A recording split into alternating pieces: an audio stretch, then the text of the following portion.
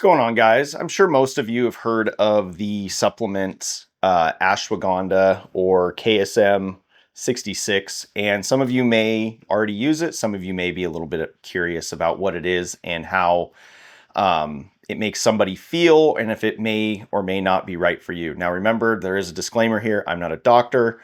I will not be giving you any type of diagnosis, and I'm not going to tell you whether you need to take it. I'm just going to explain it from my side, how it's made me feel. And, if you're somebody that's on the fence about taking it, maybe you're a little bit worried because there may be some other issues that you're having, make sure you consult your doctor. But for me, it has been an amazing, supplement for me to implement into my own life. And I kind of want to talk a little bit more about that. So, kind of a short version of what KSM-66 is. It's the root extract of ashwagandha. So it's what you really want when you look for this vitamin. And it's been studied, mainly for people with like stress and sleep issues. And I take it for mainly sleep. Poor sleep leads to, higher levels of stress on the body, poor recovery, heart rate or resting heart rate, I mean. And it does have the potential benefit of supporting you in your training. That can kind of be specific. It may be a little bit more that, if you are taking this and you want to feel better, that you're probably going to eat better and you're going to do all these things to try to, increase your recovery some. And this may just help support that. So there's nothing specific to that. So this is just some studies that have been done. So this is from the NIH, the PubMed website. So basically for stress and cortisol, they did multiple randomized groups that included, a group of people that were taking just the KSM-66 at 300 milligrams twice a day for 60 days. And then a placebo group, right? So the people who were just given something fake, right? Hey, you're taking ashwagandha. And they found that those that were actually taking it did have reduced morning cortisol levels, right? So that keeping that stress low throughout the day, you kind of start to feel a little bit even keeled. You feel better. You're probably going to be more productive, probably have a better attitude, especially when we go to work. Like nobody wants to go to work. When it came to sleep, and this study was done for 6 to 8 weeks, right? So that's a pretty good time frame to really understand if this stuff is gonna work for you or not. Doing it for a week, you're probably not going to notice it. It's a compounding effect, like everything else that we do in life, right? So for sleep trials, and this is from the Office of Dietary Supplements. They did 600 milligrams a day for 8 weeks. It said that it shows a small but meaningful improvement in sleep quality, sleep efficiency, total sleep time, and sleep latency, especially if you already kind of have like a sleep issue. And then effects tend to be a little bit bigger at more than 600 milligrams a day, right, for 8 weeks. So obviously the higher the dose, the bigger the impact, but that could be, a negative or a positive. You could possibly feel pretty groggy if you took it and woke up the next day and it just hadn't really gotten out of your system. From a training support, went back to possibly supporting you in training and feeling better and recovering and adaptations. They did it for 300 milligrams a day twice. So 600 milligrams total for 8 weeks, another 8-week study.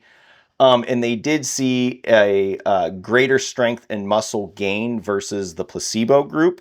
They do say that the testosterone increased pretty modestly, and it is useful, but it's not like a magic pill. It's not all of a sudden going to make you, super lean, jacked, and you're going to be, this animal, right? And that was from the Biomed Central.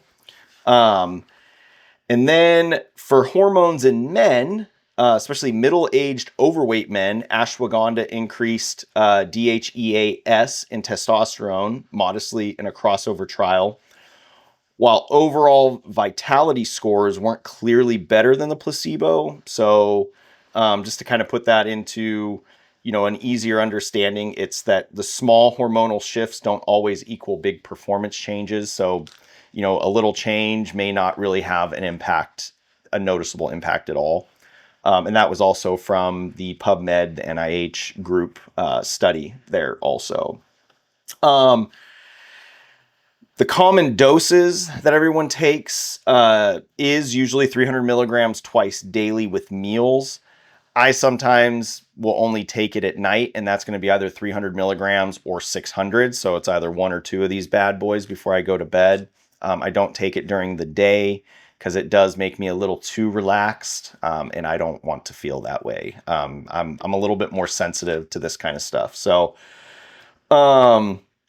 and so to go back to that, for sleep, you definitely want to take like your second dose later in the evening if you're going to do it twice a day, once in the morning, because maybe you want to feel pretty chill going into work. You're already angry. It's the case of the Mondays, right? And 500 to 600 milligrams a day definitely will outperform the lower doses. So if you want to really get the effects, a higher dose, you're going to benefit more from it over the long term.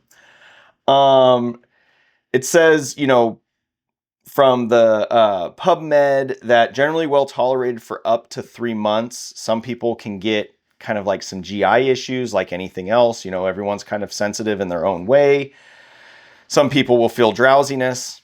I feel the drowsiness. That's why I take it when I go to bed. Does say that there's been some very rare liver injury cases, which, can be, starting to jaundice, yellowing of the skin, dark urine, which is a pretty scary thing, and severe fatigue. So could all be kind of linked together.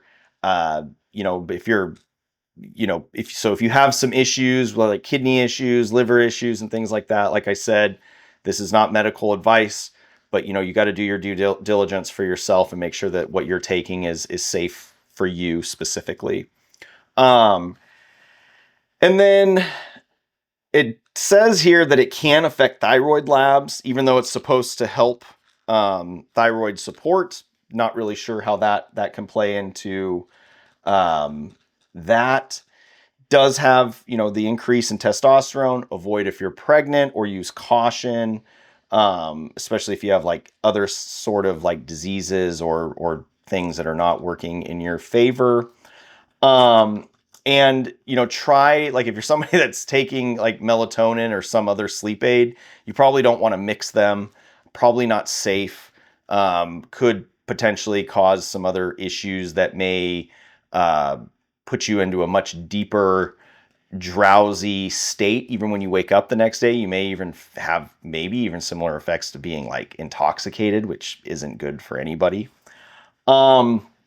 And so kind of the bottom line in just taking this and how it makes you feel, and is, if you just want to have, you just feel like, man, I just need to get my stress, I got to get my sleep in order. I've tried everything. I'm just not, I just can't, like, I'm just, and it's just compounding, and it's starting to affect you. It's starting to affect your relationships, the way that you talk to your children, how snappy you are, which is something that I had issues with. It's definitely a great tool to add to test if it's right for you, right? If you're saying, hey, like I got to do something, right? I'm working out. I'm trying to keep a clear mind. I'm trying to be positive. I'm trying to do this. I'm trying to do that. But you just feel like you just cannot go to sleep, right? And it is so worth it. Like I said, if you take it for longer than 30 days, a couple months, you're going to really start to feel the compounding effects of taking it. You can eventually, I would imagine, like anything, you become, kind of used to it. It doesn't have the same effect on your body. So you'll want to probably like cycle off of it for a week or two, and then get back on it for your next regimen of getting it in your, using it for its positive effects. But yeah, if you're somebody that's interested, go to your local, you know, vitamin shop, supplement shop, Super Sups, GNC, I'm sure they've got something, Amazon, doesn't matter. There isn't one specific brand that I can say is better than another. I just like this Thrive brand that I get at Super Sups up the road from my house because it's like 24 bucks to get 120 pills. It's not a sponsored thing. You can take whatever you want. Just make sure it says KSM-66 on it. But yeah, if you like this video and you felt that you got some value out of it, please like and subscribe. I'm going to dive deeper into some other supplements that I take for me. I love supplements. I love taking things that may have a positive benefit on top of other things that I do to improve my training and my overall health. Yeah, I hope everyone has a great day. See ya.